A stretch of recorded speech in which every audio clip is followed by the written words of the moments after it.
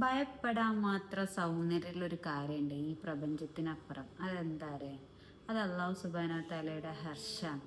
ഇന്ന് ശാസ്ത്രം കണ്ടെത്തിയതും കണ്ടെത്തിക്കൊണ്ടിരിക്കുന്നതും എക്സ്പാൻഡ് ചെയ്തുകൊണ്ടിരിക്കുന്നതുമായ 7 ആകാശങ്ങൾ അടങ്ങുന്ന പ്രപഞ്ചം ഒരു മോതിരമായിട്ട് നമ്മൾ കണക്കാക്കിയാൽ ആ മോതിരം ഒരു മരുഭൂമിയിൽ വെച്ചാൽ എങ്ങനെ ഉണ്ടാകും?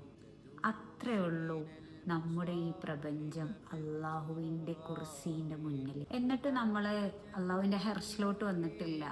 അതായത് അള്ളാഹുവിൻ്റെ ഹർഷി ഒരു മരുഭൂമിയായിട്ടും നമ്മൾ നേരത്തെ പറഞ്ഞ കുർസി ഒരു മോതിരമായിട്ടും കണക്കാക്കിയാൽ ആ മരുഭൂമിയിൽ ആ മോതിരം എത്രത്തോളം ഉണ്ടാവും? അതേപോലെയാണ് അള്ളാഹുവിൻ്റെ ഹർഷിൻ്റെ മുന്നിൽ അള്ളാഹുവിൻ്റെ കുർസി. ഒരു നമ്പർ കൊണ്ട് എണ്ണാൻ പറ്റാത്തതും അതേപോലെ ഒരു മനുഷ്യ മനസ്സിന് സങ്കല്പിക്കാൻ പറ്റാത്തത്രയും വലുപ്പമുണ്ട് അള്ളാഹുവിൻ്റെ ഹർഷിന്. അപ്പോൾ നമ്മൾ ചിന്തിക്കണം അള്ളാഹുവിൻ്റെ മഹത്വം അത് എത്രത്തോളമാണ്. ഈ ഒരു പെർസ്പെക്റ്റീവ് നമ്മളെ തകർക്കല്ല ചെയ്യുന്നത്, നമ്മളെ ഫ്രീ ആക്കുകയാണ് ചെയ്യുന്നത്. എപ്പോഴെങ്കിലും ജീവിതം വളരെ പ്രയാസമുള്ളതായി തോന്നുമ്പോൾ, അല്ലെങ്കിൽ നമ്മുടെ ഭാവിയെക്കുറിച്ചുള്ള ആങ്സൈറ്റി അത് കൂടി വരുമ്പോൾ, അല്ലെങ്കിൽ നമ്മുടെ ഈഗോ അത് വളരെ ഇമ്പോർട്ടൻ്റ് ആയിട്ട് നമുക്ക് തോന്നുമ്പോൾ ഒന്ന് ഓർത്താൽ മതി, മരുഭൂമിയിലെ ഒന്നുമല്ലാത്ത ആ മോതിരത്തിൻ്റെ അത്ര വലുപ്പമുള്ള നമ്മുടെ ഈ പ്രപഞ്ചത്തെക്കുറിച്ച്.